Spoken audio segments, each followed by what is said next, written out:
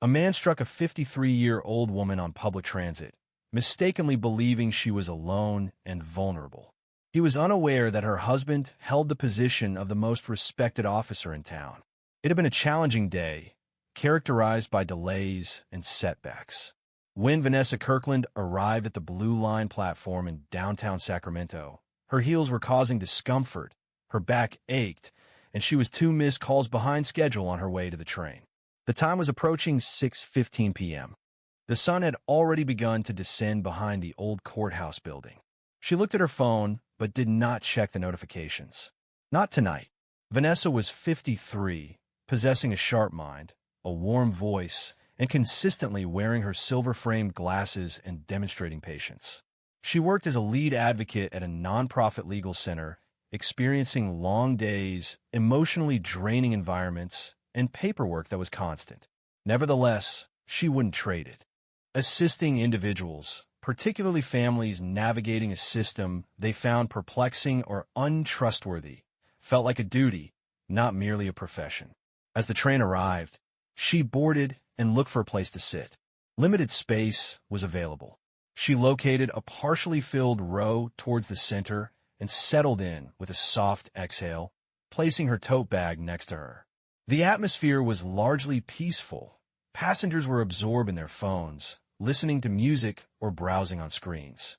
A teenager in a school hoodie, chewing gum and watching something with the volume a little too high, sat directly across from her. 2 seats to her left, a couple of nurses still in scrubs spoke softly in Spanish. It was nothing out of the ordinary.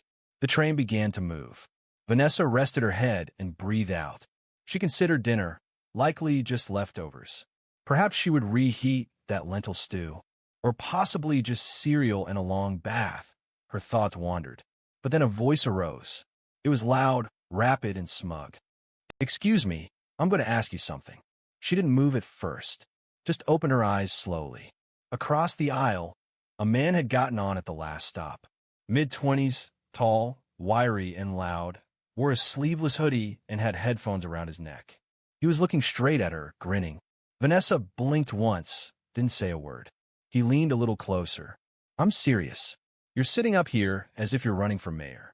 Wearing a complete church ensemble, I observed her. A nearby teenager chuckled softly. The man visibly straightened, seeming to relish the attention. "You must be going somewhere important, ma'am," he stated. She remained silent. Adjusting her glasses, she maintained a dignified posture and subtly turned her head toward the window. However, he wasn't finished. He began pacing with deliberate, measured steps down the aisle, gesturing at various passengers. "People like her," he declared, "always act as if they are superior. Sit straight, avert your gaze, and remain silent." It seemed as though others judged us harshly. People began to notice. A woman near the front briefly looked back before quickly averting her gaze. A young man behind Vanessa subtly reached for his phone. Vanessa felt no surge of panic. Years of practice had taught her to remain composed during confrontations. She recognized this behavior, a display of confidence fueled by the desire for attention. A man who felt more powerful when others appeared diminished. She spoke calmly. "You should take a seat."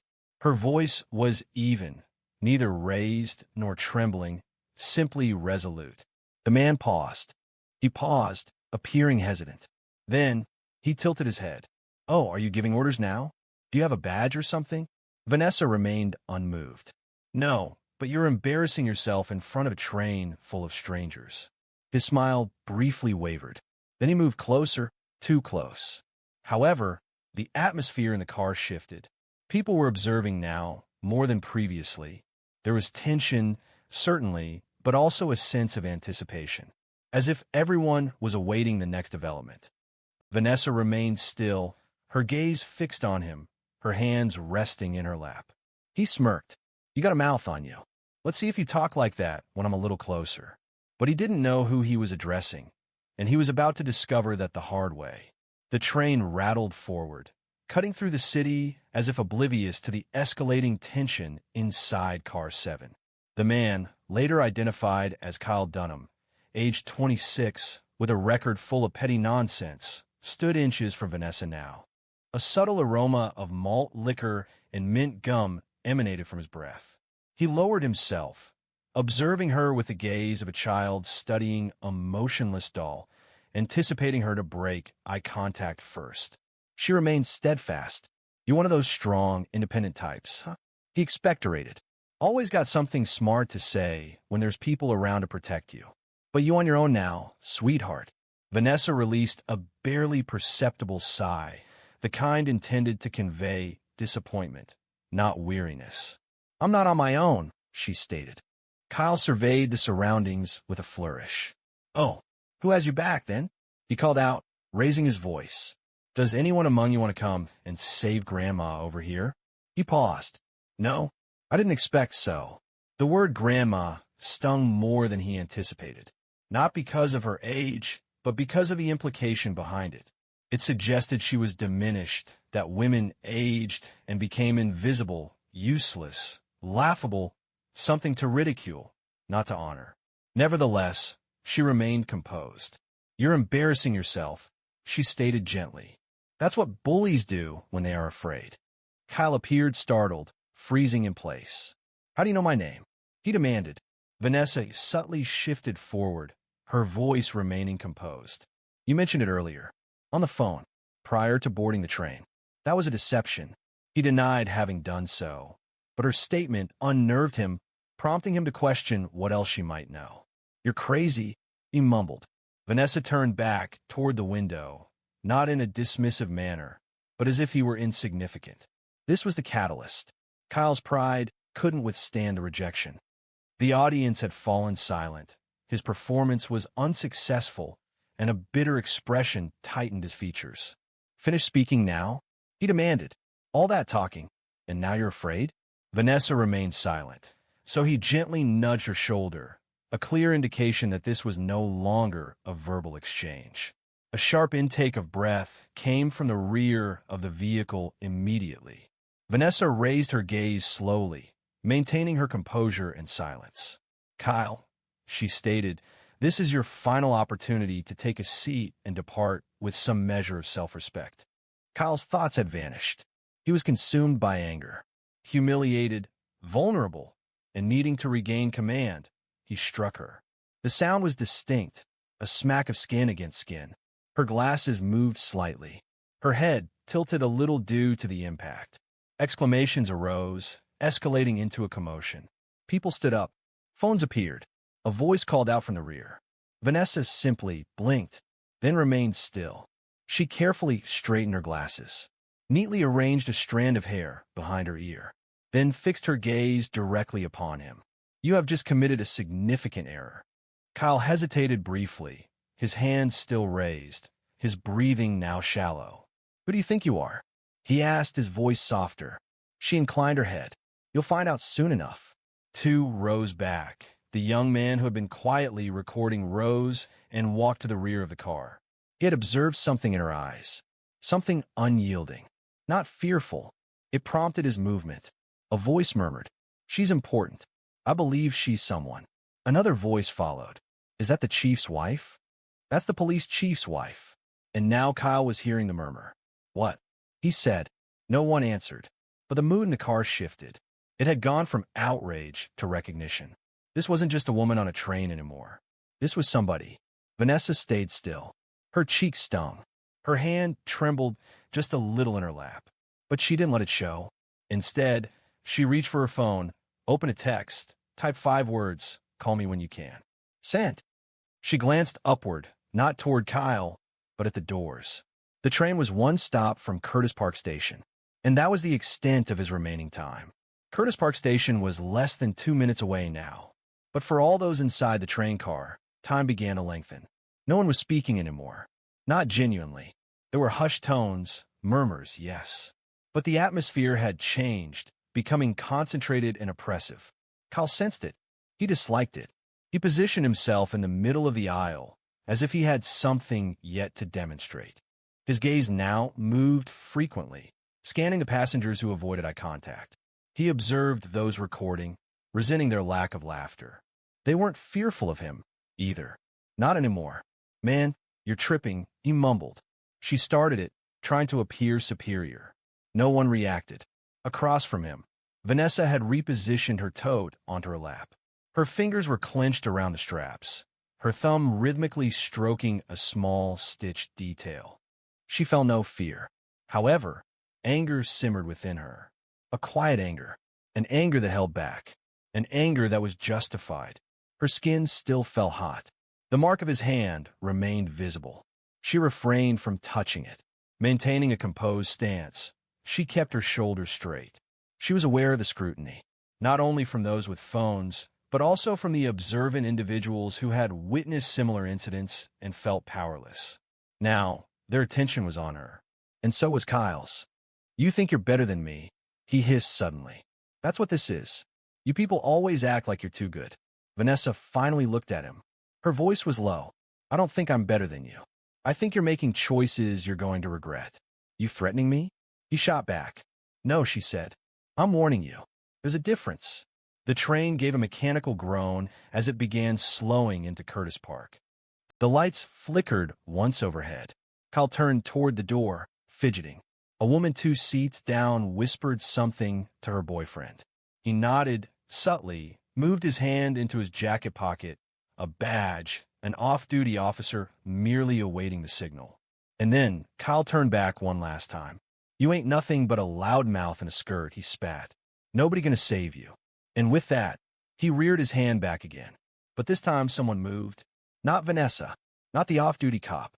A man, tall, with a beard and still wearing a dusty construction vest from work, moved quickly from the rear of the car. He seized Kyle's wrist as he started to swing and pulled it down forcefully.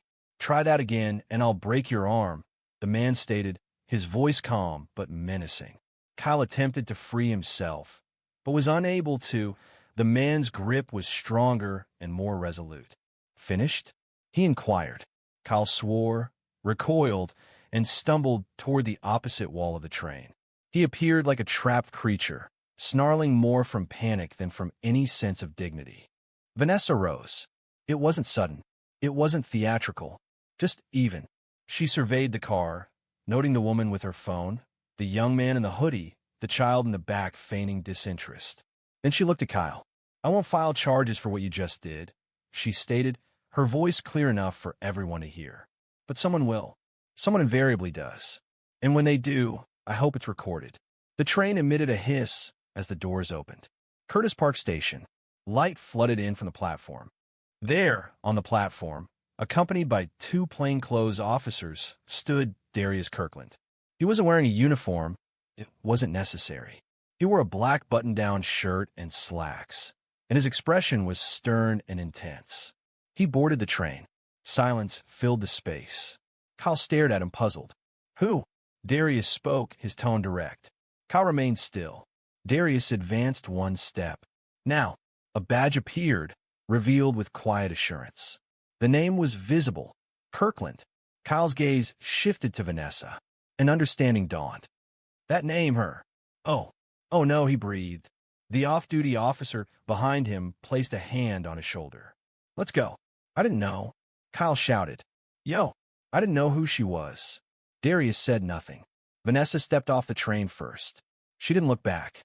But the man who slapped her would never forget the moment he realized who she was, nor how close he came to losing a lot more than his pride.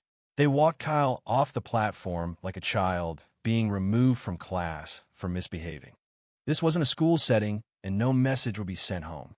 The train departed behind them. Vanessa maintained a steady, even pace as she walked. Darius walked beside her, mostly silent. He didn't need to speak. His jaw was tense, not with anger, but with controlled composure. Years of policing had shown him the value of knowing when to speak and when silence was more impactful. Behind them, Kyle was guided to a bench close to the platform stairs. He was breathing rapidly, his eyes wide, still processing what had occurred. A plainclothes officer stood close by, observing with little visible emotion. Vanessa reduced her speed and then spoke softly, her voice almost a whisper. "I'm okay." Darius looked at her, his eyes showing a trace of gentleness for the first time since boarding the train. "I know you are," he replied, "but I'm not." He hesitated. I saw the entire video before I arrived. The initial message I received was from Naomi Simmons. Do you recall her? From Housing Court? Vanessa gave a single nod. She witnessed the event as it unfolded, communicating it to me in just 4 words. Is this your wife? Vanessa released a sigh that mingled amusement and weary comfort. You should have observed the child in the 3rd row, she remarked. He attempted to disappear the instant that boy began to be noisy, resembling Darren when he would feign sleep to evade tasks. Darius laughed softly. I long for that boy, she acknowledged, her eyes wandering across the platform. Many people on that train likely recognized this scenario. However, this time the events unfolded differently. He touched her shoulder gently. It's because you didn't react, she said. That alters everything. A few yards behind them, Kyle began to fall apart. Not from guilt, not yet, but from fear. The fog lifted, and the man he slapped was standing nearby, shaking hands with law enforcement, while his own hands were held beneath his thighs like a child avoiding reprimand. An officer spoke to him, and his reply was abrupt and overly loud. Darius overheard. I didn't even hit her that hard. He glanced at Vanessa, his expression remaining composed. Do you mind if I handle this? She gave an affirmative nod. I trust you. Darius then proceeded back toward Kyle, his steps deliberate and controlled, as if approaching a speaker's platform rather than a bench. Kyle sat up straighter as he noticed Darius's approach. Yo, look, I didn't know who she was, man. I didn't know she was, like, married to a cop. I believe she was simply just what? Darius interrupted. Tell me. Kyle's mouth opened, but he didn't speak.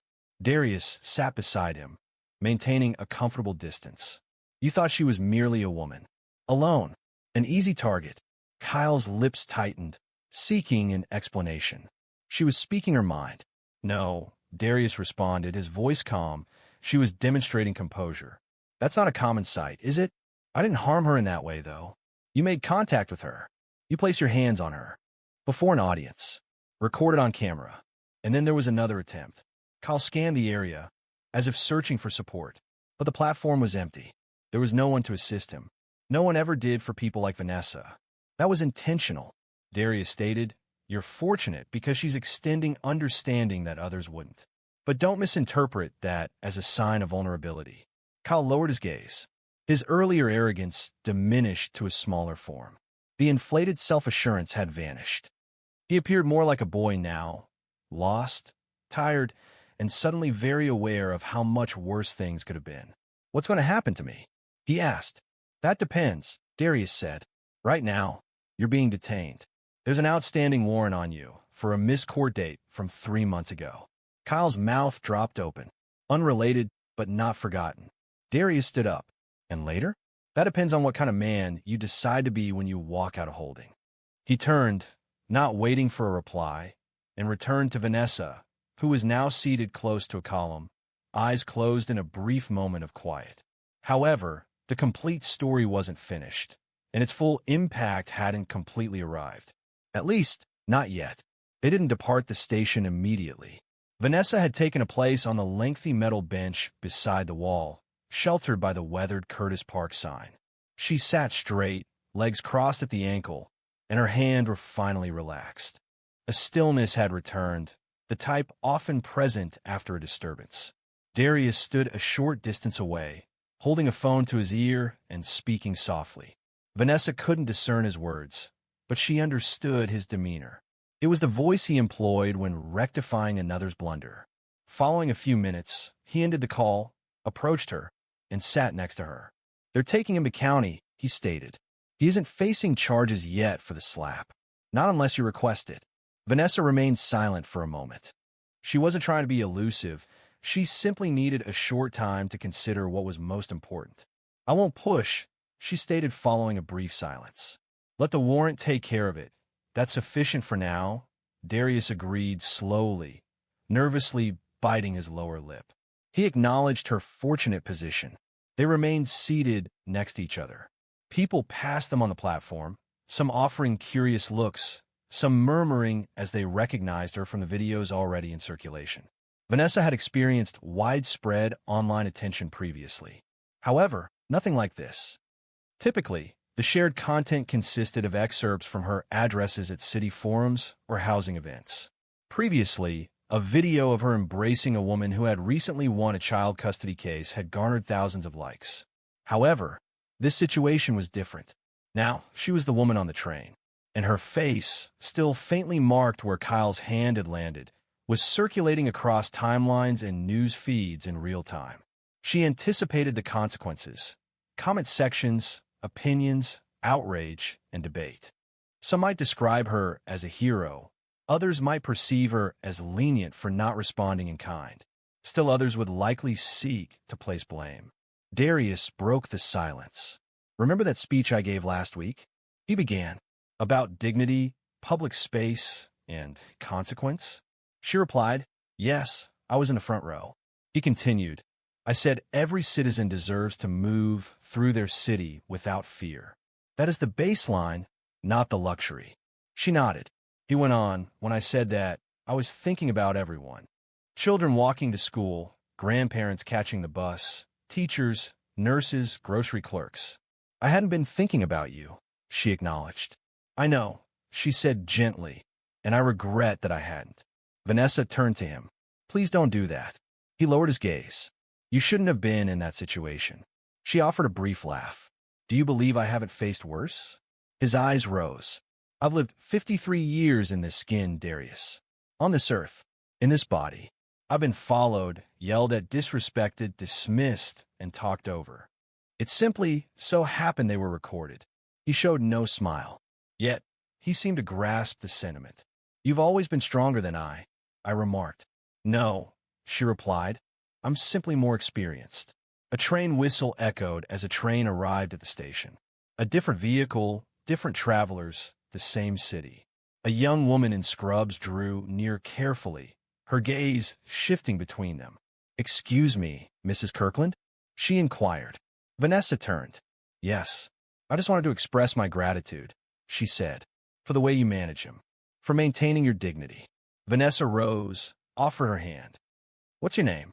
Rosa replied, "I'm a nurse at St. Joseph's." "You had a long shift?" Vanessa nodded. "You take care of people all day?" "Thank you." Rosa appeared taken aback by the courtesy. She offered a small nod and departed. Darius rose to stand next to his wife. "Let's go home." But Vanessa didn't move immediately. She glanced around the platform one last time, observing the train tracks, the benches, the signage, and the flow of people as if nothing had occurred. It felt as if time had restarted. "I'll ride the train tomorrow," she stated. "Are you certain?" "Yes." And the following day, and the day after that. "I refuse to be silenced simply because someone is unfamiliar with me," Darius said, placing a gentle hand on her back. However, as they departed the station, neither of them realized the extent to which this moment would affect those beyond the train car. This became clear when the news broke.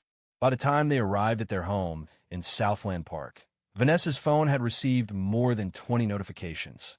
Darius had received a significant influx of communication. Friends, journalists, colleagues, and individuals they hadn't spoken to in years suddenly recalled their contact information. She chose not to respond to most of these inquiries. The incident had already been reported in the local news by 9 p.m. One news source titled their report, "Community Leader Assaulted on Light Rail. Suspect Apprehended at Station." Another opted for a more dramatic headline: "Slap on the Train Sparks Debate Over Civility and Race." However, the video clips were the content that spread most rapidly. A 16-second vertical video, filmed by someone sitting 3 rows back, captured Kyle's words. "This is Arte Lance." It showed the slap and the subsequent moment where she met his gaze, appearing unaffected by his action. Within hours, the video surpassed 100,000 views, then 200, and finally 500,000. Each comment offered an opinion. Some praised her composure, others questioned why no one intervened earlier, and predictably, some found fault. Daria was sitting on the bed's edge, looking at news articles, her jaw tight. Vanessa entered from the bathroom, her face freshly washed and her hair wrapped. "You should put that away," Vanessa said. Daria looked up. "I keep reading these comments. People analyzing what you should have said, what you didn't say. It's as if you were putting on a show. That's the internet." Daria replied. I simply dislike seeing you transformed into a symbol. Vanessa lifted an eyebrow. That has been occurring since I was 13 years old. The first instance I experienced being followed in a drugstore simply for wearing lip gloss marked a turning point. Daria sighed. I know. I only wanted you to find some quiet. I have quiet, she replied. And I still do. That boy didn't deprive me of anything. In fact, he provided a space for me to express what I've always felt. He looked at her, pausing. That regardless of your identity, respect isn't gained through increased volume or physical force. It's demonstrated by how you regard those who are not indebted to you. She positioned herself beside him, carefully taking the phone from his grasp and placing it on the nightstand. You recall what you told the academy class last spring? She inquired. Which part? He responded. We don't train for revenge. We train for response. Darius chuckled softly. I borrowed that line from my grandfather. Well, you gave it meaning, she replied. It's the same reason I refrained from reacting with force today. You address situations as they arise, not according to others' expectations, but as they require. A pause. Did you see how many people were watching? She continued. If I had lost control, it wouldn't have been about him anymore. It would have become a completely different situation. Darius nodded slowly. You are correct. At that moment, a new message appeared on Vanessa's phone. This one was not from the press. It was from a mother of a high school student she'd represented 6 months earlier in a school discrimination case. She had defended him after he'd been suspended for what proved to be a false accusation by a teacher. The message stated, My son saw the video and said, That's Miss Kirkland. She's real. I just want you to know how much you matter to people like us. Thank you for being who you are.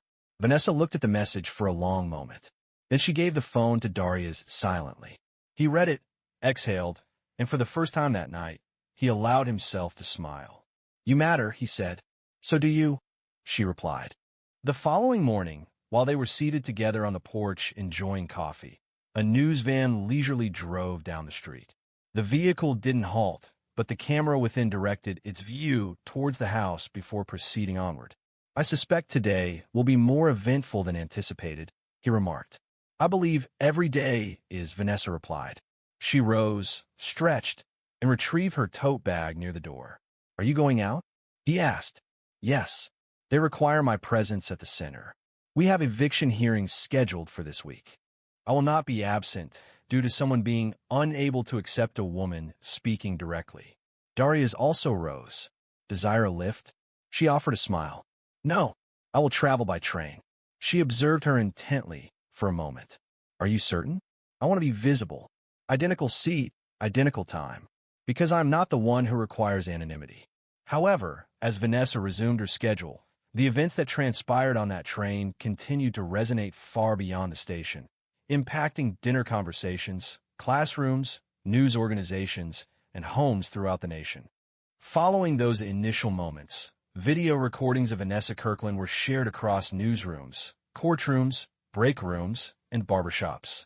The incident generated discussion in locations that seldom addressed individuals like her, middle-aged, black, composed during pressure, unaffected by disorder.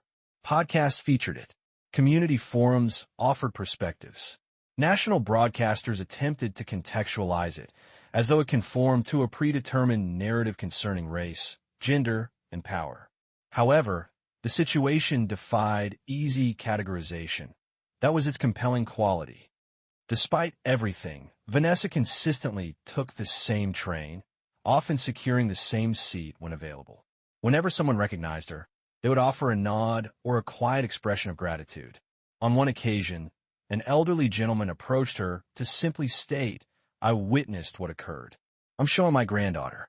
I told her, this is how one maintains composure during a crisis. Vanessa, however, wasn't seeking acknowledgement. That's what made her actions so meaningful. She had navigated hardships previously.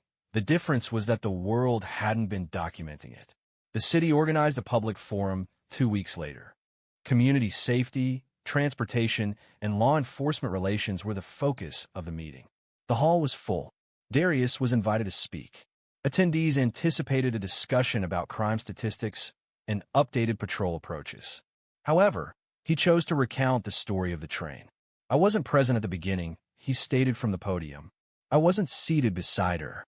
I didn't observe the expression in his gaze or the stillness with which she remained while others spoke. But I was present when it concluded, and what I witnessed extended beyond my wife." He embodied restraint, strength, and a level of control that most of us only discuss in theory. He paused, looking out at the crowd. Her actions transcended mere self-preservation. She demonstrated that standing your ground doesn't always require physical force. Sometimes it involves maintaining composure when someone is attempting to undermine you. Vanessa remained silent that evening.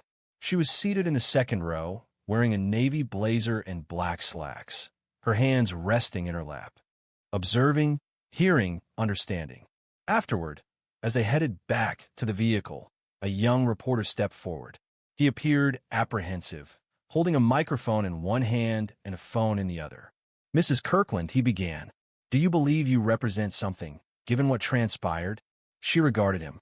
"I am not a symbol," she replied. "I am a woman. I was weary. I was on the train, returning home, and someone believed that entitled them to behave as though I lacked significance, but the manner in which it was addressed. Many are describing it as impactful." She remained composed. "What's impactful," she stated, "is learning how to maintain your composure in a world that persistently attempts to disrupt it." He began to pose another inquiry, but she raised her hand subtly. "That is all," she responded. "Have a good evening."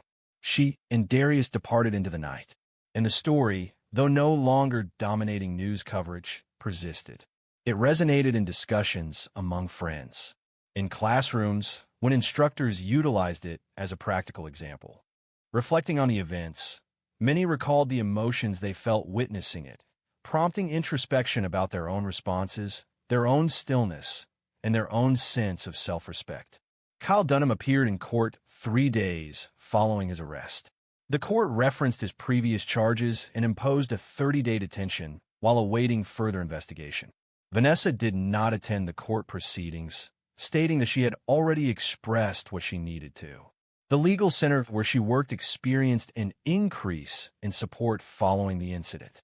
Financial support arrived, and individuals registered to volunteer. A few referenced the video, but the majority expressed a desire to contribute to something impactful without needing fanfare. Vanessa Kirkland, in particular, continued her daily train journeys. That train, for better or worse, evolved into a visible representation of dignity in action.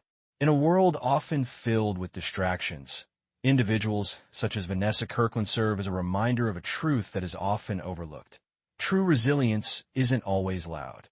Occasionally, it remains still, speaks with composure, and stands firm. This isn't driven by a desire to triumph, but a determination to remain present. If this narrative resonated with you, prompted reflection, or evoked thoughts of someone familiar, please share it. Subscribe for further authentic stories similar to this one, highlighting how quiet strength can be more impactful than force and justice can manifest in unexpected ways. Remember, you never know who you might encounter on the train. The CEO, known for his quiet demeanor, entered his own dealership incognito. What he overheard a salesman say to a struggling single mother abruptly halted him and initiated an unforeseen sequence of events. Derek Belton appeared unremarkable, certainly not the person who authorized salaries for 137 employees. He wasn't wearing a blazer, didn't carry a briefcase, and he arrived without a driver. That morning, he wore faded Levi's, well-worn sneakers, and a Tennessee Titans cap shading his face. He would be unrecognizable, even to the regional manager he had dined with 2 Fridays prior. He parked his black 2011 Honda Accord a short distance away. It wasn't a necessity. He possessed the means for a garage full of luxury vehicles. However, today was not about displays of wealth. He walked the additional block quietly, noticing the texture of the pavement with each footfall. As the dealership appeared, the signage, crisp and prominent, displaying Belton Auto Group across the glass, caused him to hesitate. His name. But what was happening beneath the surface? The concerns had initially surfaced as quiet remarks. A customer in Murfreesboro reported being sold an extended warranty she didn't comprehend. A family in Franklin alleged their monthly payment differed from the agreed-upon amount. These were minor issues. However, they caused Derek to question things. This location in Charlotte, Tennessee had consistently been a high-volume dealership. It specialized in mid-range vehicles and enjoyed strong sales. People trusted this dealership, or they once did. The showroom doors opened as he entered. The air held the scent of coffee and Armor All. A bell chimed above him, yet no one acknowledged it. Derek surveyed the area. There were 3 sales desks and 2 salesmen engaged in conversation by the corner water cooler. A woman managed the reception desk, absorbed in her phone. He appeared unremarkable, and that was his intention. He began his assessment in the service bay. It was quiet, the technicians working diligently, focused on their tasks. He observed nothing unusual. He proceeded through the customer waiting area, observing a man browse a magazine as his daughter entertained herself on a damaged iPad. He received no assistance. There was no greeting, not even a simple acknowledgement. He approached the line of Camrys situated near the glass wall. A couple stood close by, engaged in a conversation with a salesman whose speech was rapid and overly enthusiastic. The older man appeared displeased. The woman seemed bothered. "Sir," the salesman stated, "you won't locate a more advantageous offer anywhere. This item is covered by warranty and has seen minimal use. However, I can offer this price only if we finalize the agreement today." That's the current situation, Derek mentioned. He recognized this as a tactic he hadn't been taught and made a note to himself. He then proceeded around a corner close to the used inventory office and paused. A young woman, likely in her late 20s, wearing a light jacket and carrying a baby in a carrier, was speaking with a man in a navy blazer. She appeared anxious, repeatedly looking down at a well-worn envelope she held. It likely contained pay stubs or a bank statement. The salesman presented himself with an assured, perhaps overly confident, demeanor, speaking with charm and certainty. "You're receiving full coverage for the first 3 years?" the salesman stated. "Bumper to bumper plus powertrain. If anything breaks, even the air conditioning, it's covered." That was inaccurate, and the $895 fee I referenced, that's standard practice. We apply that to all our transactions. It covers a comprehensive pre-delivery inspection, interior cleaning, and anti-theft VIN etching. Derek paused. VIN etching? That practice had been removed from the dealership's process 3 years prior. And warranty coverage? No, that wasn't consistent with the terms. He had personally revised those contracts to ensure greater honesty and transparency. His pulse decelerated. He retreated a step back, out of their line of sight, heart pounding, but not from anger. It was disappointment. This was his business. This was his name. And this man was deceiving, with ease, a woman who appeared to have saved every cent to be present. Derek wasn't prepared to show himself. Not yet. He needed to observe the situation's extent. Derek moved discreetly behind a row of brochures close to the finance office, watching unseen. The woman nodded slowly in response to the salesman's words. Her fingers closed more firmly around the envelope. The baby in the carrier shifted and emitted a quiet whimper, but she seemed largely unaware. She was attempting to remain calm, likely assessing how closely the figures aligned with her budget. The salesman leaned in, lowering his voice. "You don't need to worry," he said. "People get nervous about credit checks, but I know how to navigate the process. I'll get you into a vehicle today, even if we have to be resourceful." She hesitated, her eyes flicking toward the exit. But the salesman kept his tone steady, reassuring. Too smooth, too confident, Derek clenched his jaw, then turned away. He didn't want her to feel observed. He walked towards the far end of the showroom, where a teenage boy was standing near a pre-owned SUV. A salesman passed him twice, without a greeting or any offer of assistance. He simply walked by. Derek moved next to the boy. "You're considering this one?" he asked. The teen looked over, seemingly a little taken aback. "Yeah, possibly. My aunt is outside. She asked me to check it out while she parks." Derek nodded. "Do you know what kind of engine it has?" The kid shrugged. "Not really. She simply requires a secure environment.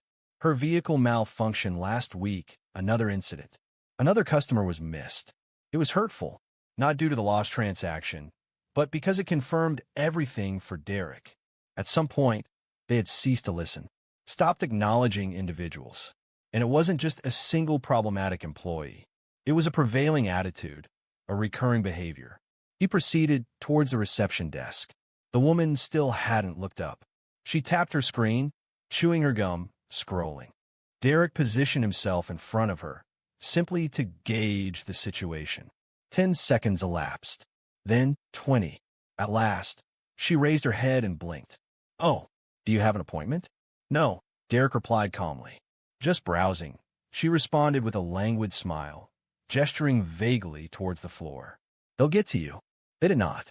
For the subsequent 30 minutes, Derek moved between various departments.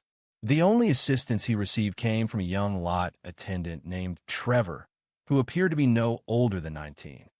He noticed Derek close to the service entrance and offered, "Sir, do you need anything? We have water inside. I can get you a brochure if you're interested in the new hybrids." Derek smiled and replied, "I'm good. Thank you." He then asked, "What's your name?" Trevor responded, "Trevor." "Do you like it here, Trevor?" Trevor paused. "It's all right. People can be rude. Not just customers, but sometimes managers too. I prefer to keep to myself."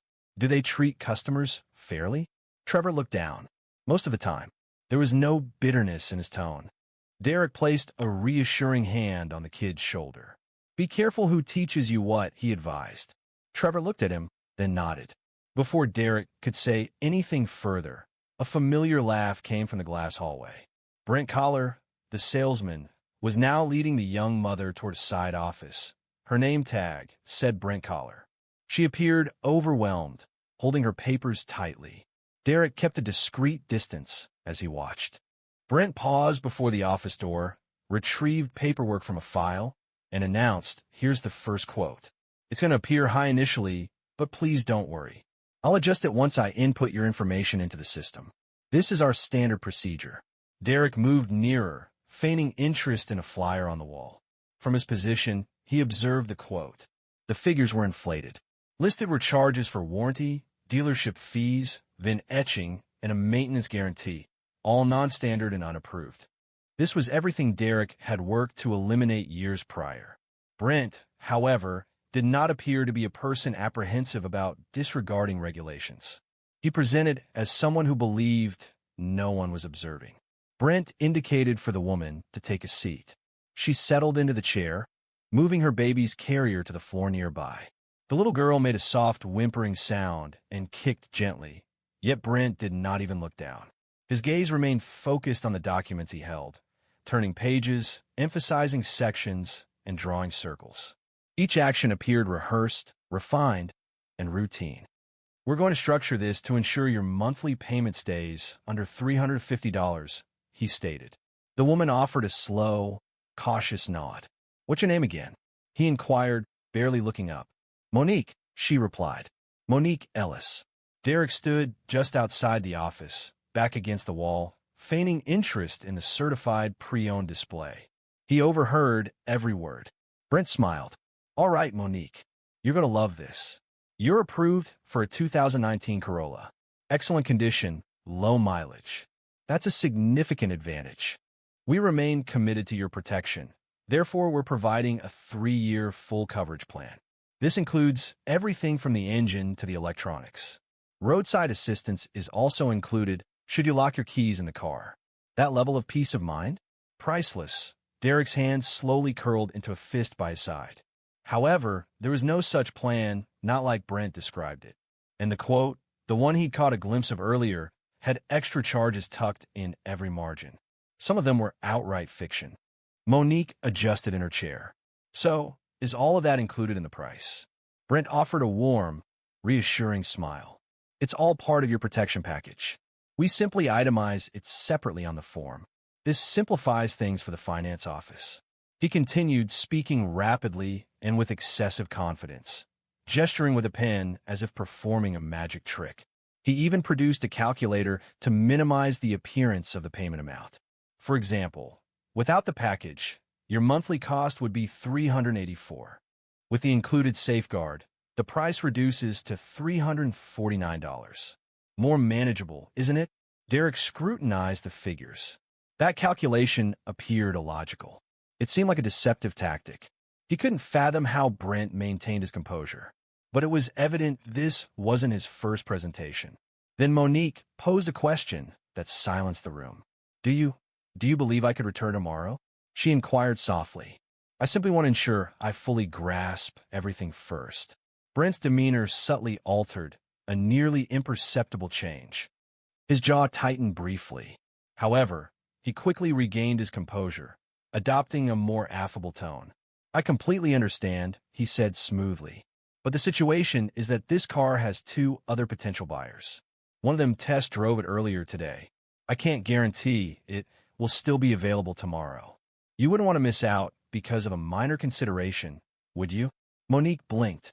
Her fingers shifted around her envelope. Brent quietly lowered his voice, leaning closer. Listen, I've witnessed individuals leave, intending to consider it further overnight. Then the car was gone, and they were facing a situation that was more difficult and costly. You deserve something better, and this is it. He pushed the documents across to her. That was the end of it. Derek entered the office, maintaining a calm but resolute tone. That doesn't sound like the protection plan we provide, Brent said, blinking. Monique turned to Derek, appearing surprised. Brent quickly regained his composure. Pardon me? Derek repeated, the plan you're describing doesn't exist, not in that form.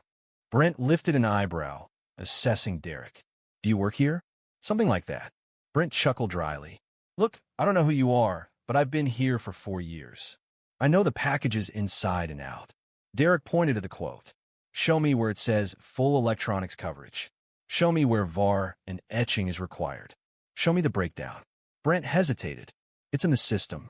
Finance will explain it better. No, Derek said flatly. You explain it right now. Monique rose slowly in front of her, holding her baby close. Brent's face flushed. I don't have to deal with this. You're not even. But he stopped speaking.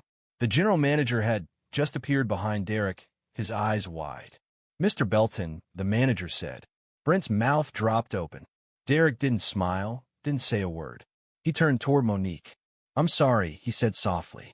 This isn't how we treat people. Not here, not under my name. But this wasn't over, not yet. The repercussions extended beyond a single falsehood. The room seemed to contract the instant the name, Mebleton, was spoken. Brent's complexion turned ashen. His assured demeanor disappeared, as if it were vapor on a chilled surface. Monique looked back and forth between the two men, bewildered, still cradling her baby, uncertain of the situation she's entered. Derek subtly turned to the general manager, standing in the doorway. He requested a conference room, speaking softly. Jeff Lorman, the manager, a man with a flushed face, nodded and indicated a hallway located at the rear of the showroom. Derek turned to Monique and spoke in a quiet, reassuring voice. Please come with me. I want to correct this. She paused briefly, then followed. Her movements were deliberate but hesitant. The baby began to stir again, perhaps reacting to the palpable tension. As they passed the workstations, the entire level appeared to become silent. Telephones ceased their ringing, and conversations were interrupted. Several employees glanced over their workstations and angled towards one another, speaking quietly. Trevor, the lot attendant from earlier, positioned himself close to the entrance and offered Derek a knowing look, but remained silent. Within the compact, glass-enclosed conference room, Derek drew out a chair for Monique and settled opposite her. Jeff entered behind them, appearing noticeably uneasy. Brent followed, attempting to seem unconcerned but without success. He folded his arms and rested against the distant wall. Derek took the folder Brent had put on the table. Is this the quote you gave her? He asked, not looking up. Brent moved slightly. Yes. Derek opened the folder, laid out the pages, and circled several numbers with a pen from the table's holder. Explain these, he said. Brent sat up straighter.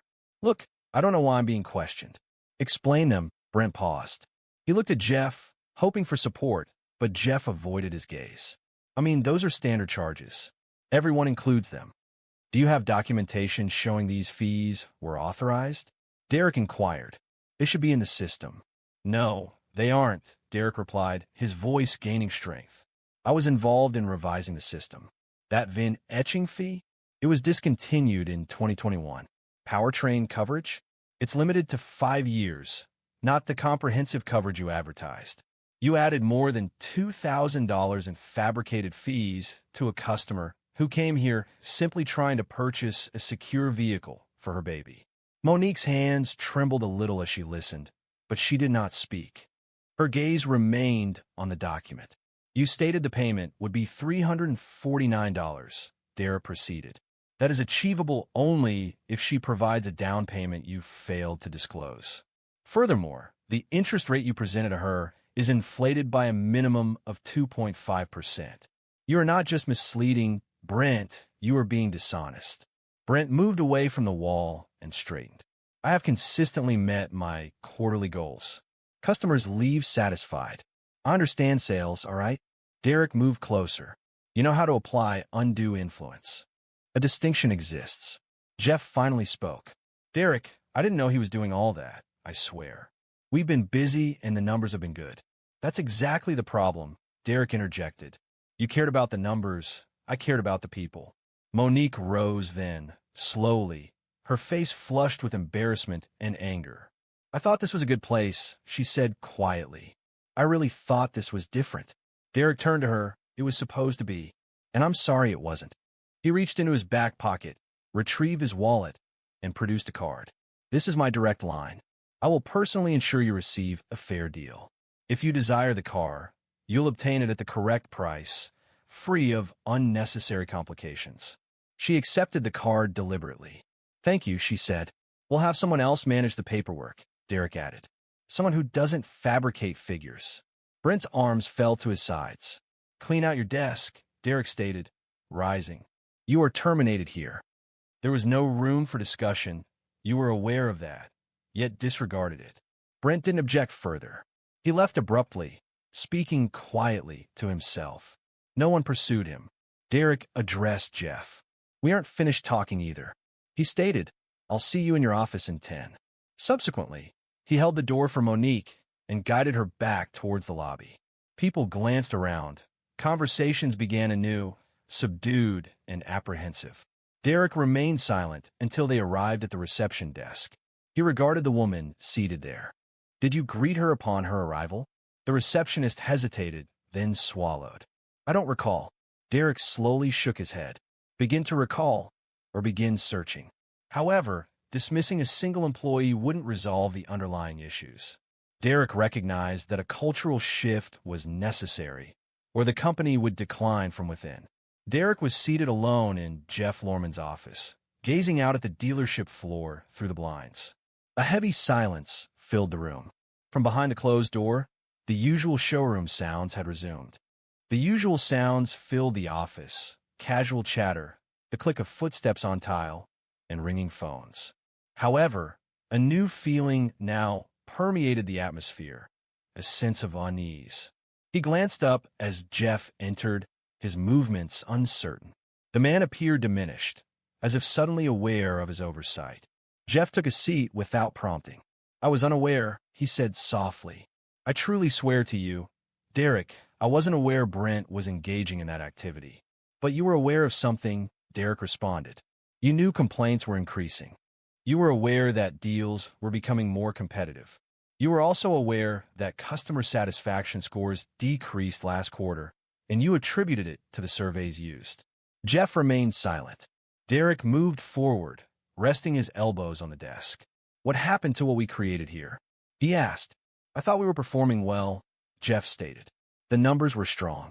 Staff turnover was minimal. I assumed perhaps the industry simply shifted slightly. The industry didn't shift, Derek responded, maintaining a calm tone. We did. We lost sight of why people initially came here. We ceased prioritizing customer relationships and began focusing on achieving sales targets. Jeff sighed, massaging his face. So what's the plan? We need a thorough overhaul, Derek stated, and that extends beyond dismissing Brent.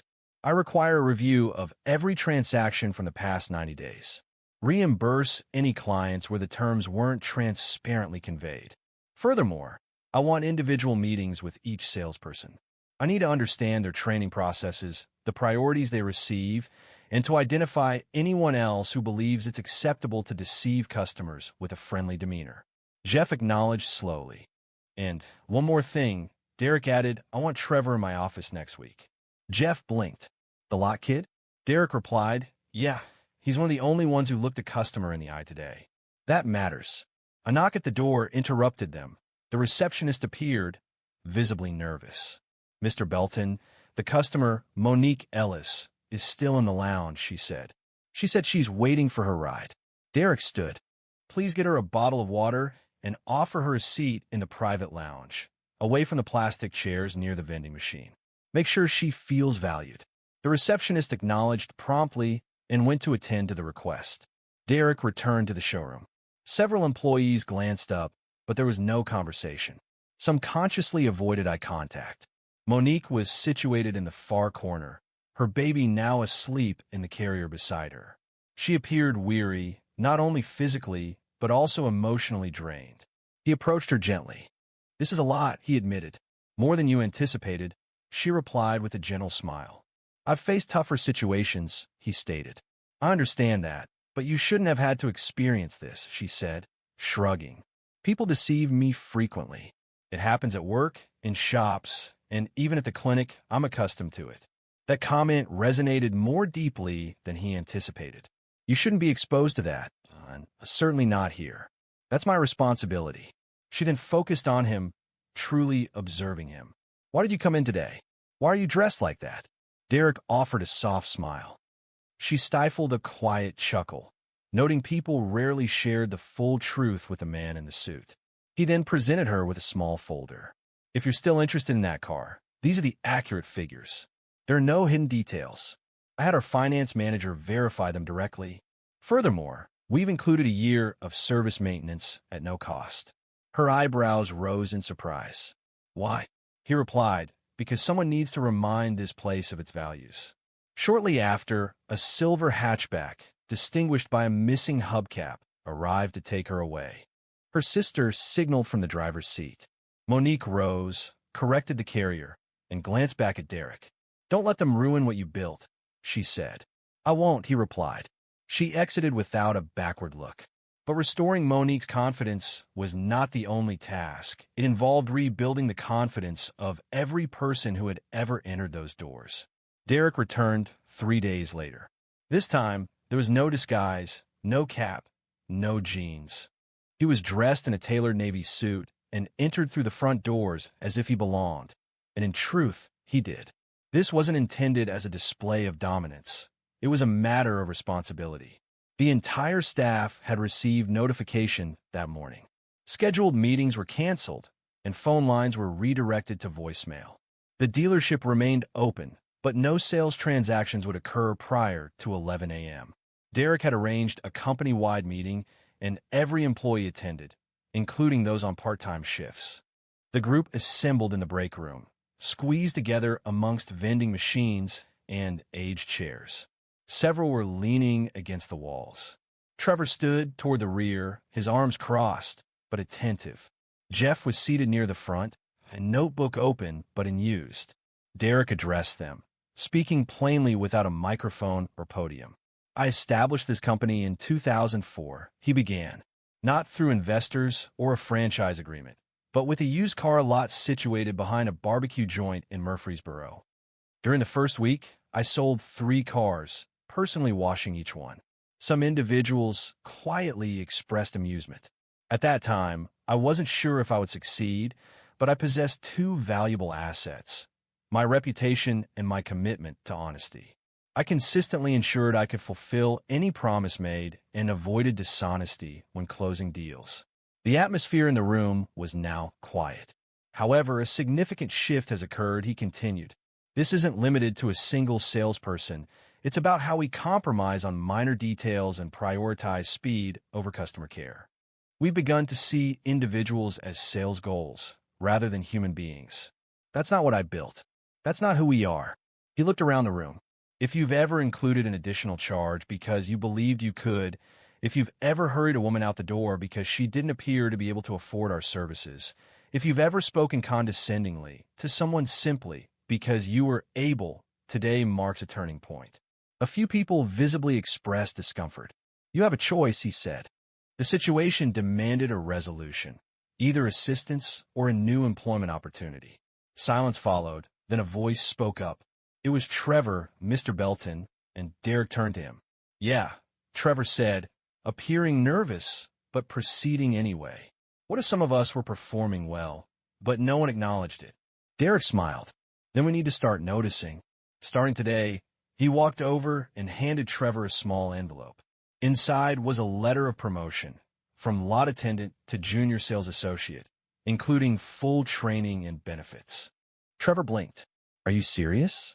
Derek stated, "Because the people who treat others with respect are the ones I want representing my name." Following the meeting, changes occurred rapidly. Brent's deals were reviewed. 5 of them necessitated full or partial refunds. Monique's case served as the focus of a training seminar. Every single manager was obligated to participate in a 3-week ethics and customer care workshop. Derek even re-engaged a retired employee. Arlene Cupp, a direct woman in her 60s who previously managed the front desk, had departed 2 years prior, citing a change in the atmosphere. She was now the new head of customer relations.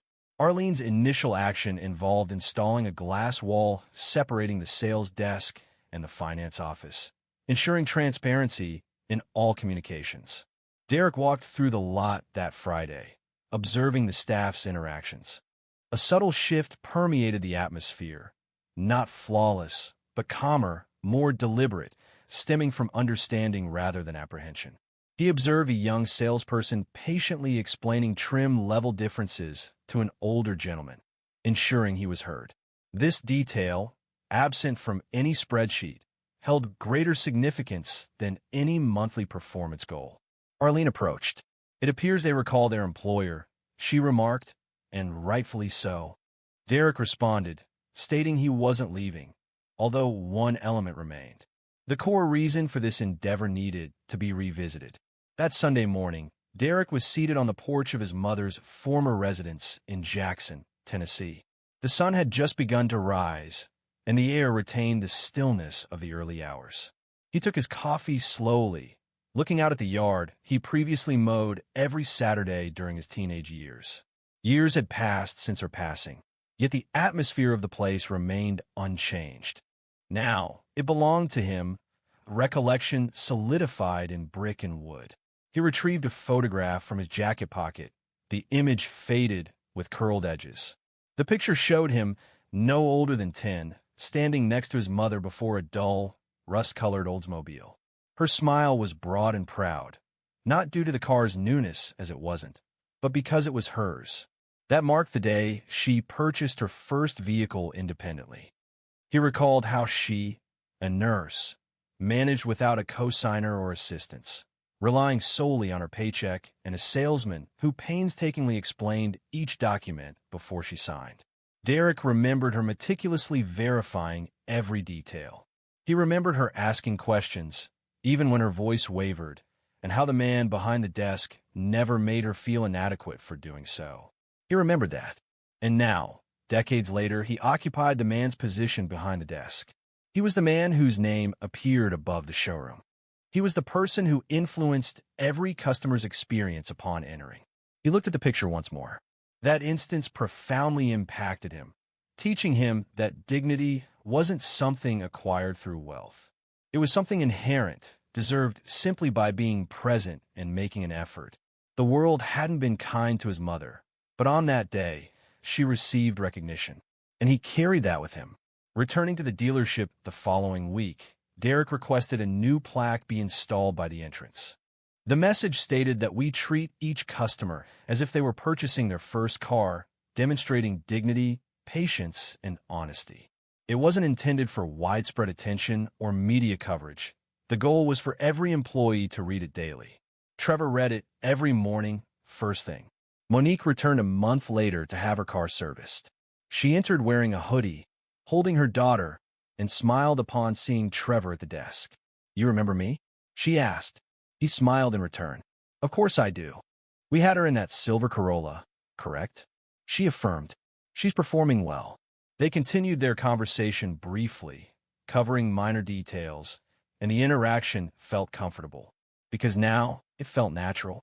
Derek observed from his office, unnoticed, simply watching. He didn't require attention. He desired none.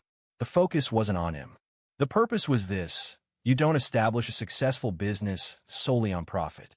You build it on trust, on the manner in which you treat people when you believe no one is observing.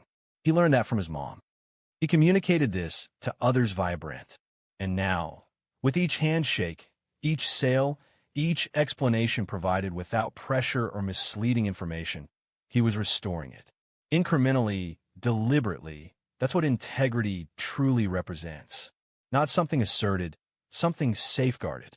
For once lost, regaining it demands all your resources. And Derek Belton refused to allow his reputation to signify anything other than honesty. If this story resonated with you personally, if it brought to mind a time you felt disregarded, or a time someone championed you when they weren't obligated to, please subscribe. We have more stories coming that speak to the heart, not just the headline.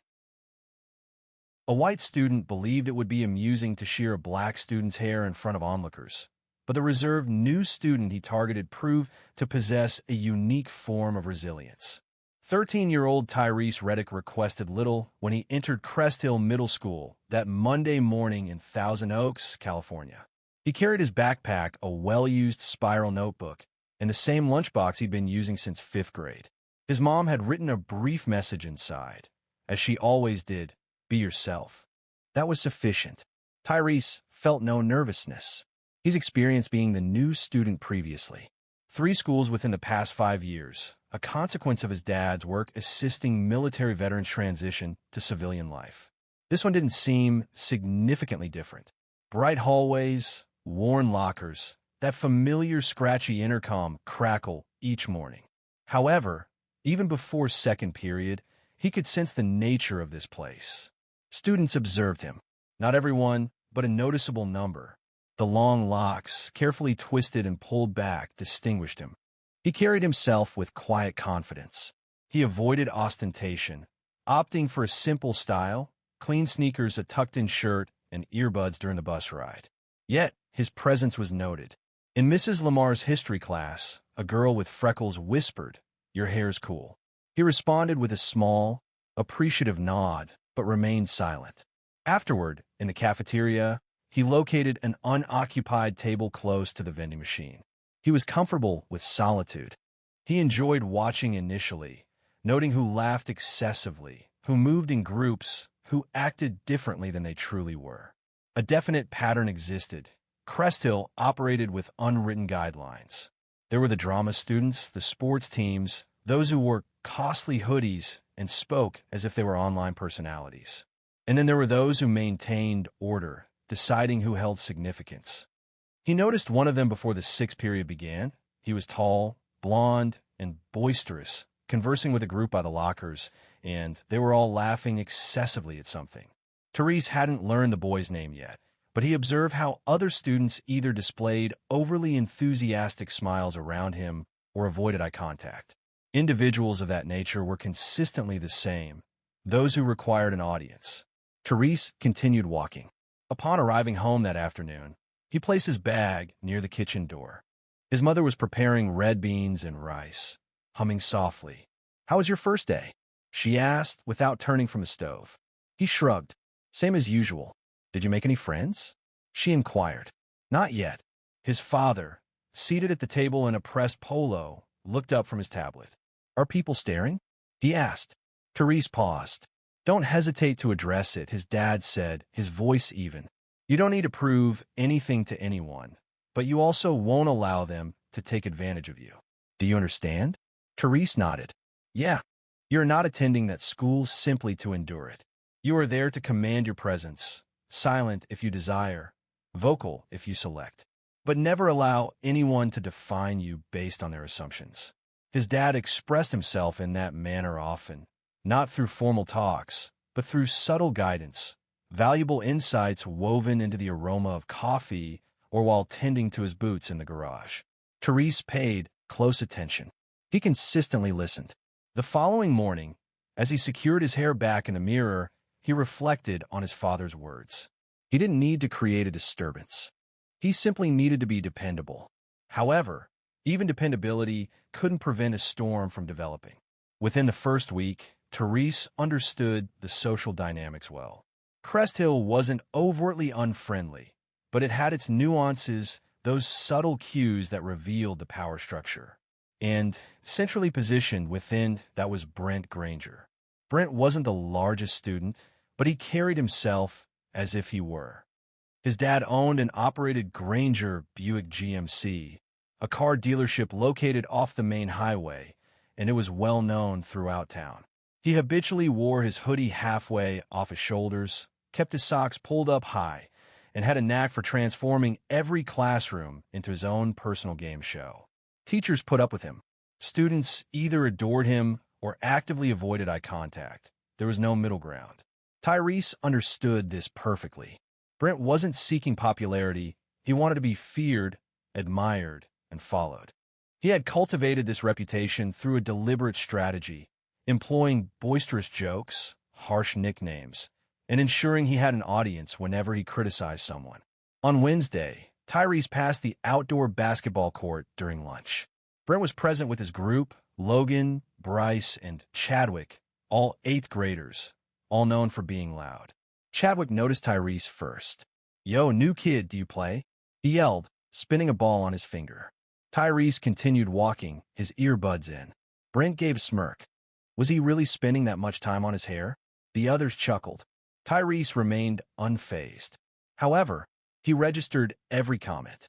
Later that day, Logan brushed against him in the hallway. "Oops," he stated matter-of-factly, without acknowledging him. It wasn't accidental, it was a challenge. That night, Tyrese sat on the back porch with his dad, an ice pack on his knee. He'd received a hard elbow during PE basketball. It was the same group, insufficient for a formal report, but enough to send a message. His dad looked at him, but remained silent initially. "I'm good," Tyrese stated. "I know you are," his father responded. "But being good isn't the same as being ready." Ready for what? Tyrese pondered. He didn't desire to be the angry child. He didn't want to be a target, either. He simply wanted to be left undisturbed. However, individuals like Brent tend to recognize those who are reserved. They test and provoke, anticipating a vulnerability. And Tyrese? He remained steadfast. He was carefully considering his actions. Friday arrived. It was gym class time. The locker room before the bell consistently held a peculiar atmosphere, a combination of boisterous energy and the scent of deodorant. Tyrese was securing his shoelaces when Brent entered late, holding a pair of scissors. "New kid?" Brent called out across the room. "Did your mom forget to give you a haircut?" Tyrese remained silent, continuing to tie his shoes. "Man, you're sporting a whole jungle on your head." Several students laughed. A few appeared awkward, but offered no comment. Then Brent approached. He held the scissors in one hand, mimicking a playful gesture, waving them around. "Just saying, bro, you'd probably make a whole wig with what you got." Tyrese finally looked up, maintaining a calm demeanor, his eyes steady. He appeared neither scared nor angry, but completely focused. "You good?" Tyrese asked, his voice low. Brent blinked. "What?" I said, "Are you good?" Brent stared at him, momentarily disoriented. "You talk now," he snapped, attempting to regain his composure. "Man, whatever." He turned and left, discarding the scissors into a locker as if they held no significance. Yet, Tyrese understood the gesture. It was a display of dominance, a deliberate act. Brent, however, was unprepared for the consequences when the pretense ended. By the start of the second week, a change was palpable. It wasn't overt, nothing that could be documented in an official reprimand. Still, Tyrese sensed it. Entering class, he noticed subtle looks. Not fear, not interest, simply observation. A posture of expectation, as if everyone anticipated a confrontation. He preferred to avoid entanglement. Within Mr. Delano's science lab, he heard a student whisper, "That's the person Brent is involved with." During lunchtime, another student subtly shifted their tray when Tyrese took a seat at the table's end. He remained composed, neither adjusting his position nor expressing any reaction. He simply ate more slowly. One afternoon, while on his way to the library, a seventh grader, a slender boy with braces, approached him near the vending machines. Hey, the boy said, slightly winded, are you Tyrese? Tyrese looked over. He cautioned, just, be careful around Brent. He's been speaking about you. Said he intends to make a statement. Tyrese questioned that. A point? His companion confirmed, yes. He says you believe you're superior to everyone. He's planning to correct you. The young man paused before adding, he did something to a sixth grader last year. He poured a milkshake on his head during lunch. Everyone laughed. It was quite disturbing. Tyrese acknowledged with a nod. Thank you. The boy appeared to want to add something, but someone called his name, and he ran off. That evening, Tyrese lay on the living room rug, feet resting on the couch, looking at his phone. His mom was close by, checking papers. Something on your mind? She asked without looking up. He hesitated. Have you ever had someone harass you just to see you react? She set down her pen and turned to him. You mean like bullying? I mean like they notice you don't join their games, so they force you into one. She paused, allowing the words to linger. I've encountered individuals like that before, she remarked. In college, even during my first teaching job, some people struggle to grasp peace unless it aligns with their expectations. He responded, you maintain your principles. You acknowledge your identity, and you refuse to allow others to compromise your stability. He nodded in agreement. His father entered the room, wiping his hands with a towel. Do you wish to speak with me? He inquired directly. Tyrese observed them both, then straightened up. I thought, his dad said, settling into the chair opposite him. Is that the boisterous one? Yes. What is he doing? Nothing yet. Just comments. Bumping into me. Talking as if he's seeking a reaction. Is it effective? Tyrese shook his head. No, but it's becoming tiresome. His father leaned forward. Let me tell you something, he said. The world is full of kids like Brent. It doesn't matter if you're 13 or 30. Some of them have loud voices. Some wear uniforms. Some hide behind keyboards. They all behave similarly. They test and challenge you, attempting to provoke a reaction, either a rash response or retreat, he indicated by tapping his finger on the coffee table. You refrain from either action. You remain composed until they acknowledge they're confronting an unexpected challenge. Tyrese looked at him. Can I strike him? He inquired. If necessary, his dad replied, but not fueled by anger. Never out of anger. You strike to halt the behavior, not to dominate. His mother remained silent, but offered no disagreement either. The following day, Brent passed Tyrese in the hallway and bumped his books from his hand. The papers spread out, fluttering across the tile. Brent smiled, a seemingly accidental gesture. Tyrese bent down, gathering them up individually. Several students paused to observe. Others looked away. Brent remained, waiting. When Tyrese straightened, he remained silent. He simply stared, a prolonged gaze that made Brent blink. What? Tyrese spoke, his tone even, just enough to convey, I see you. I am not afraid of you, and I am not responding as you instructed. Brent's smile disappeared. However, some individuals require explicit clarification, detailed step by step. It was gym day, once again, and the locker room was filled with typical middle school activity. Sneakers scraping against the floor, lockers banging, the sound of inexpensive deodorant spraying permeating the space. Tyrese consistently prepared quickly. He entered and exited swiftly, avoiding conversation, showing off, or joking. He approached it as a task. When he entered, Brent was already present, seated on the bench as if expecting someone. It seemed he was the observer now. Tyrese remained composed, located his locker, entered the combination, and concentrated on changing. He sensed eyes on him, not just Brent's, but others as well. Logan, Bryce, and Chadwick. Even some students who typically stayed out of things. Yo, Brent said, rising deliberately. You still rocking those spaghetti ropes on your head? A faint sound, like laughter, rippled through the room, but it lacked strength, as if even amusement had become weary. Tyrese concentrated on his shoes, securing the laces firmly. Brent approached. He retrieved an object from his pocket. Scissors, silver, sharp, and genuine. likely taken from an art class or workshop. Have you ever considered change? Brent inquired, manipulating the scissors with 2 fingers as if they were a plaything. It could tidy you up. You might actually appear normal.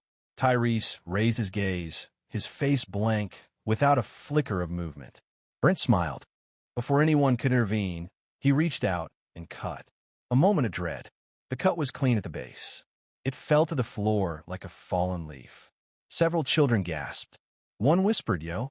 For a brief instant, everything paused. Tyrese rose, steadily, without haste, without hesitation. His expression remained unchanged, but something shifted behind his eyes. He looked down at the dread on the floor. Then he looked up at Brent. "You think this is amusing?" he asked. Brent smirked, slightly. Tyrese did not shout. He did not lash out. He advanced, composed, deliberate, and struck Brent with a quick elbow to the chest.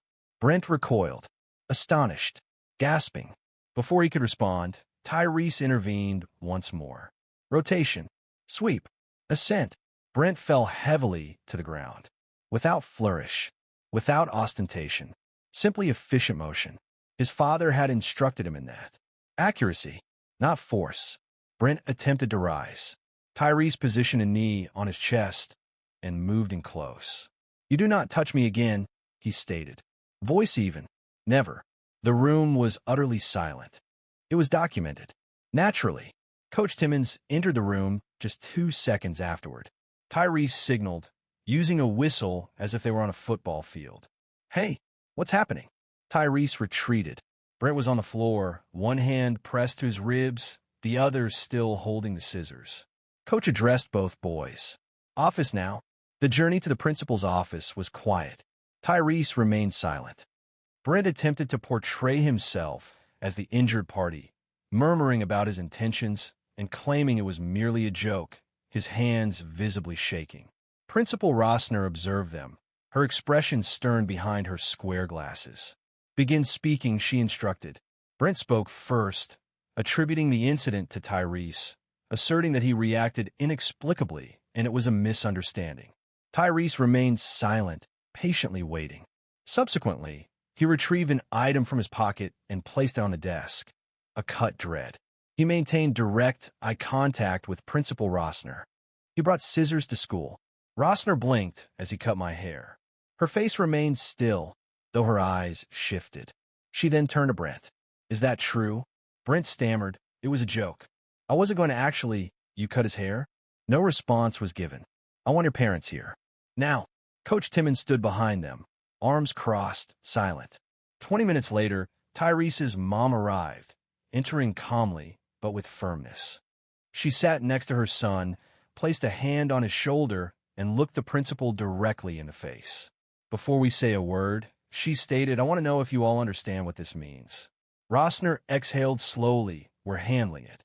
"You better." But the truth was, this wasn't just a school issue anymore. It was bigger, and it wasn't going away quietly. By that evening, the video had already started making its rounds. It wasn't a long clip, just 10 seconds, but it showed everything. Brent moved forward with scissors. Tyrese advanced, executing a takedown. Following that, there was a close-up shot of Tyrese leaning in, appearing composed and resolute. The quietness in the locker room spoke volumes. The incident spread through group chats and Instagram stories. Even a few students from Northwood High School shared it with captions such as "He messed with the wrong one" and "Brent got folded." Tyrese made no posts about it. He offered no comments. He felt no need to. His parents were seated at the kitchen table, facing Principal Rossner and Brent's parents, Dean and Colleen Granger. Dean was wearing an expensive watch and a blazer with jeans. Colleen had sunglasses resting on her head, as if she had just left the country club brunch. "Let's be clear," Dean stated, attempting to take charge of the discussion. "Our son made a mistake, but it was simply a prank. Boys his age do not always grasp boundaries. Cutting someone's hair is assault." Tyrese's mother responded, her tone sharp. "Not a prank." Dean questioned the situation. Tyrese's dad moved closer. "Let me explain, man. I served in the Marines. I've led squads in countries you couldn't find on a map. You know what isn't tolerated, regardless of location? Disrespect. particularly when it's masked with explanations. Colleen moved in her seat. "We're just suggesting that maybe your son reacted excessively." Tyrese's mom slowly turned toward her. "Repeat that." "I'm just saying. Perhaps a less forceful approach would have been preferable." Brent did not inflict any physical harm. Cutting a child's hair without permission is a humiliating act, Rossner finally stated. Regardless of Brent's intentions, the effect is the same. "And if it had been your son's hair, Mrs. Granger, I doubt you'd view it as humorous," Dean said, folding his arms. "So what's the next step? Will Brent be suspended?" "He's suspended for 10 days, Rossner replied directly. "And, subject to the school board's review, we might consider a longer suspension," Dean remarked. Regarding the incident, Rossner stated it was about bringing a weapon into the school, targeting another student, and provoking violence, not over a haircut. Tyrese remained silent throughout the entire discussion, his hands in his lap and his posture upright. He displayed no signs of gloating or smirking. Outside the room, several students observed through the glass door. News of the event had quickly circulated. The following day at school, Tyrese walked the hallway as he typically did, but a noticeable change was present. Some students acknowledged him with nods. Several people simply moved aside to let him pass. A seventh grader approached and exclaimed, "Yo, that thing you did was crazy." Tyrese continued walking. He had no desire for attention and just wanted to get to class. During math, Logan and Chadwick remained silent, offering no jokes or taunts. Brent's group had dispersed. Lacking their leader, they didn't behave as they usually did. Tyrese took his seat, retrieved his pencil, and began his assignment. That afternoon, as Tyrese left school, a teacher he hadn't known well approached him by the parking lot. "Are you okay?" Tyrese nodded. "I just want you to know what you did. How you handled that. It took strength, not just in the moment, but the way you've carried yourself afterward." "Thanks," Tyrese said. "I'm just trying to keep it steady." The teacher smiled. "That's harder than it looks." But respect earned through silence doesn't fade easily, and Brent was beginning to learn that the hard way. Brent's 10-day suspension felt lengthy for all except him. As he remained at home, restricted and disheartened, the school continued. He had anticipated students would support him, perhaps dismissing the situation as they typically did. However, a shift occurred. Students weren't simply avoiding him. They were discussing him. Murmurs in the hallways, uncomfortable pauses in group chats, videos circulated with captions such as "not so tough now" or "play stupid games." Brent's reputation suffered a significant blow. It fractured. Tyrese continued to be consistently present. Headphones on, locker tidy, assignments completed punctually. He avoided any displays of arrogance or a triumphant demeanor. However, his presence felt more substantial now. Not intimidating, simply resolute, as if he was unyielding. The following week, the school arranged a facilitated meeting between the families, an opportunity to discuss the incident and, at least from the district's perspective, reinstate a conducive learning atmosphere. Tyrese was reluctant to attend. His parents advised him, sometimes the most impactful action is simply being present. And that's what he did. They convened in the counselor's office. It was a small room with a circle of chairs that didn't match. Brent entered with a tense neck and a wounded sense of self. He avoided eye contact with Tyrese. His mother appeared more irritated than regretful. His father wore the familiar smirk, as if he were attending out of duty, not thought. Ms. Harrell, the school counselor, inhaled deeply. "We're not here to revisit what occurred.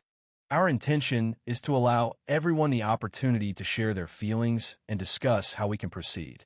She addressed Brent. "Would you like to start?" Brent adjusted in his chair. "I was simply joking around. There was no intention behind it." Tyrese remained silent. Brent continued, "I didn't realize it would be such a significant issue." Tyrese's mom raised an eyebrow. She stated that cutting a boy's hair is a deeply personal act, particularly when that hair symbolizes something beyond mere appearance. Brent mumbled, "I wasn't aware of that." Tyrese's father stated, "You didn't care to know." "That's the difference." Ms. Harrell then addressed Tyrese, asking, "Would you like to say something?" Tyrese looked up, making eye contact with Brent for the first time in the room. I didn't come here to fight, he said quietly. I didn't come here to make friends either. I came here to get through school. Regarding his hair, he added, that's my business. It's part of me. You touched it like it was yours to joke about. Brent shifted in his seat, remaining silent. I didn't strike you due to a loss of control, Tyrese explained. I struck you because you needed to grasp a certain point, and verbal communication wasn't effective. A pause settled over the room. Brent's mother then addressed the group. We have discussed boundaries with him. Have we, Brent? Brent responded with a restrained nod. Yes. Ms. Harrell added, occasionally, consequences provide more valuable lessons than spoken words. She then turned toward Tyrese. Are you satisfied with the current situation? Tyrese gave a slight shrug. I do not require an apology. Brent raised his head. I do apologize, however. Tyrese observed him, not with the intention of causing Brent discomfort, but to understand his delivery. Frankly, Tyrese didn't detect much substance behind the words. Okay, Tyrese stated finally. Then carry it. Carry what? Brent asked, puzzled. The apology? The lesson? The understanding that not everyone will permit you to belittle them and dismiss it with laughter? Tyrese rose. That's all I needed to say. His parents followed him from the room. In the hallway, his father placed a hand on his shoulder. You didn't fight in that room, he said, but you still reacted. He continued, but the thing about true strength? It doesn't manifest in punches. It shows up in how you choose to leave. A week later, Crest Hill Middle held a school-wide assembly. Officially, the assembly was about respect and accountability, but everyone understood what caused it. Even teachers were discussing the incident in the break room, though no one voiced it directly.